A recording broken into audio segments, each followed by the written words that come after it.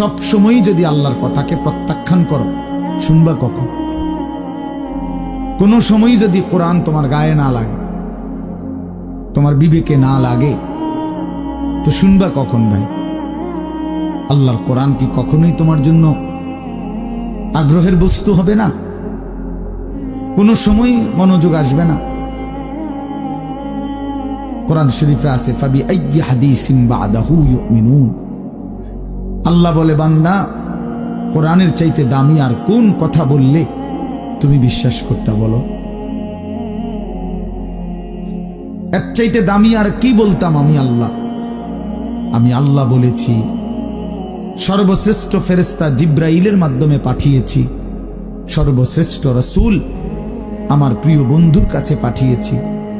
23 বছর আমি আল্লাহ বলছি, 30 পারা কোরআন নাজিল করেছি। এরপরে আর কি বলতাম আমি? কিভাবে বলতাম? এর চাইতে দামি, এর চাইতে শ্রেষ্ঠ আর কোন কথা বললে তুমি মেনে নিতে? কোরআন শরীফে আল্লাহ জানতে চাইছে আমাদের কাছে। এই জন্য দোস্ত, এই জন্য বাপ, খুব লম্বা বয়ান করার মতো সময় সুযোগ আমার কাছে নাই। আমি প্রথম অনুরোধ করব, মনোযোগ থাকা দরকার। আমার বয়ান হোক আর যার বয়ানই হোক, নিজ মহল্লার ইমাম সাহেবের বয়ান হোক আর একেবারে সাঁদের দেশের হুজুর হোক, যে মনোযোগী হয় তার জিন্দেগি বদলায়। মনোযোগী না হলে গাফেল, তো আপনার জন্য কাবা শরীফের ইমাম আনলেই কি? আপনার জন্য মদিনার মসজিদে নববীর ইমাম সাহেব আনলেই কি? আপনার তো সিদ্ধান্ত পরিবর্তন হবেন না। তাইলে পৃথিবীর সবচেয়ে বড় হুজুর আনলেই কি হবে আর না হবে? যে সিদ্ধান্তই নিছে যে আমি ফজরের নামাজ পড়ব না, তো তার জন্য হুজুর বদলায় লাভ কি? যে সিদ্ধান্তই নিছে আমি হালাল খাবো না, আমি সুদ কিস্তি এটা ছাড়ব না, এটা আমার সিদ্ধান্ত, তাইলে তার জন্য হুজুর বদলাইয়া লাভ কি? বড় থেকে বড় হুজুর এনে লাভ কি ভাইয়া, যদি আমার দিল উল্টানো থাকে? এই যে হাদিসের মধ্যে আছে, আল্লাহ ভাই বুট খায়ও না, বুট খায়, মনোযোগ দাও ছেলেরা। আমি আবারও বলছি ভাইয়া, পরস্পর কথা বলো না। ফালতু অভ্যাস ছাড়তে না পারলে তুমি উঠে যাও, আমার কোনো মানা নেই। আমি কথাই বলবো অল্প একটু। দোস্ত, মনোযোগ না দিলে তুমি বাহিরে ঘোরো, আমার কোনো অসুবিধা নাই। বললাম, আমি ব্যক্তিগতভাবে শ্রোতা গুণী না, এটা আমার কোনো সময়ের মাথা ব্যথা না। ছোট বড় সব মাহফিলে আমি সমান তালে বয়ান করি, এটা আমার আজীবনের অভ্যাস। আলহামদুলিল্লাহ, এই অঞ্চলটা আমার পায়ে হাঁটা অঞ্চল। এখন না আমি আসছি গাড়িতে, কিন্তু আমি তো এগুলো পায়ে হাঁটাই আসছি। তাইলে যখন আমার আরো ছোট ছোট মাহফিল হয়, তখনও আমি 3-4 ঘন্টা বয়ান করে গেছি। ব্যস্ততার কারণে সময় মিলানো যায় না, এতটুকুই সমস্যা, আর কিছু না। জোহরের পর থেকে বয়ান শুরু হয়েছে, এখনো চলতেছে, আরো বয়ান আছে। হ্যাঁ, মুরাদনগর আবারও বয়ান আছে। এটা এমনি বললাম, অর্থ হইল আল্লাহর জন্য বলতে থাকা। এজন্য দোস্ত, বন্ধু আমার, মনোযোগ দিলে ভালো। জীবনটা সবসময় একরকম খামখেয়ালি, গাফলতি, অবহেলায় চলে গেল, তো রাত তো আর ফিরবে না, দিন তো আর ফিরবে না, এই সময় আর হবে না। 17ই ফেব্রুয়ারি 2025 আর আসবে না। আগামী বছর 17ই ফেব্রুয়ারি হবে, কিন্তু সেটা হবে 2026। আগামী সপ্তাহে 17 তারিখ সোমবার আসবে, কিন্তু সেটা হবে 23 তারিখ।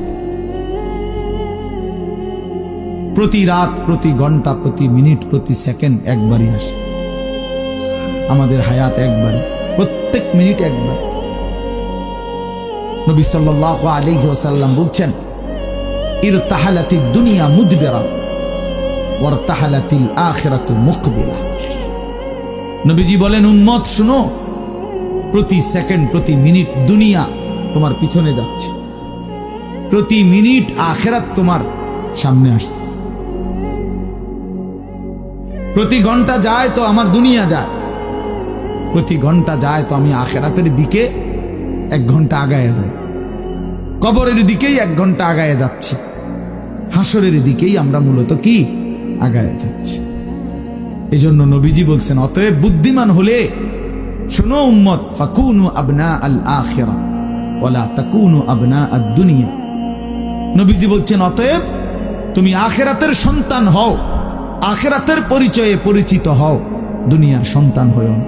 শুধু ডাক্তার, শুধু ইঞ্জিনিয়ার, শুধু আইনজীবী, শুধু ব্যারিস্টার, শুধু পয়সাওয়ালা, শুধু ব্যবসায়ী, শুধু কৃষক, শুধু বিদেশি, শুধু প্রবাসী, এক মুসলমান হিসেবে এতটুকু পরিচয় নিয়েই তুমি যথেষ্ট হইও না। এক মুসলমানের পরিচয় এতটুকুই না, বরং তোমার পরিচয় যেন হয় আখিরাতের পরিচয়। লোকটা নামাজি, লোকটা রোজাদার, লোকটা চরিত্রবান, লোকটা দিনদার, লোকটা ফরহেজগার, লোকটা আল্লাহওয়ালা, লোকটা আখিরাতের ফিকির করে, মসজিদকে ভালোবাসে, মাদ্রাসাকে ভালোবাসে, ওলামায়ে কেরামকে ভালোবাসে, নামাজকে ভালোবাসে, আল্লাহর ঘরকে ভালোবাসে, কোরআনকে ভালোবাসে। এমন পরিচয় পরিচিত হও, এমন পরিচয় নিজের জীবনে লাগাও। নবীজি বলছে, শুধু দুনিয়ার পরিচয়, অনেক বড় পয়সাওয়ালা, অনেক বড় টাকাওয়ালা, অনেক বড় ক্ষমতার অধিকারী, দোস্ত ক্ষমতা বেশি বা কম উভয় অবস্থাতেই কবরে চলে যাবে, হাসলেও মরে যাবে, কাঁদলেও মরে যাবে। তাফসিরে মাআরিফুল কোরআনে আমরা পড়ছি, মুফতি শফি রহমতুল্লাহ আলাইহি বলছে, দুনিয়াবাসী, দুনিয়া নিয়া কারাকারি করো না, কারণ সর্বোচ্চ চেষ্টা করে দুনিয়া যদি জিতেও যাও তাইলেও মরে যাবা, যদি হেরেও যাও তাইলেও মরে যাও। পৃথিবীর সর্বশ্রেষ্ঠ ধনী সেও মৃত্যুবরণ করবে, পৃথিবীর সর্বশ্রেষ্ঠ ফকির সেও মৃত্যুবরণ করবে, মরেই যাবে। প্রিয় বন্ধু, তোমরাও আমরাও হাসলেও মরে যাব, কাঁদলেও মরে যাব, সুখে থাকলেও মৃত্যু হবে, দুঃখে থাকলেও মৃত্যু হবে, অট্টালিকায় থাকলেও মরণ, কুড়ে ঘরে থাকলেও মরণ। অতএব যেই মৃত্যু আমাকে বরণ করতেই হবে, যেই কবর থেকে আমি আড়াল হওয়ার, পাশ কাটার কোনোই সুরত নাই, অতএব তার জন্য প্রস্তুতি নেওয়া, যেটার মুখোমুখি আমাকে হতেই হবে, তার জন্য প্রিপারেশন নেওয়া, এটাই বুদ্ধিমানের কাজ।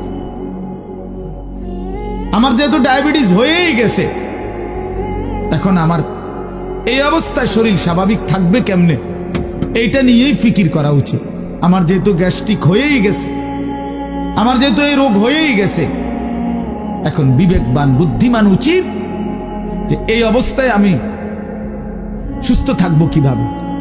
ঠিক মনে করেন এরকম, আমাকে যেহেতু কবরে যেতেই হবে, আমাকে যেহেতু মরতেই হবে, অতএব এখানে উচিত বিবেক দিয়ে যে অতএব আমাকে কবরে ভালো থাকবো কিভাবে তার ফিকির। কারণ কোন যুক্তি দিয়ে, পৃথিবীর সর্বশেষ যুক্তি প্রযুক্তি দিয়েও তো আমি কবর থেকে বাঁচতে পারবো না। তাহলে যে সত্য আমাকে গ্রহণ করতেই হবে, যে অমোঘ বিধান আমাকে মেনে নিতেই হবে, তার জন্য প্রিয় ভাই নিজেকে প্রস্তুত করা, ভাবা, কল্পনা করা, এটাই বিবেকের কাজ।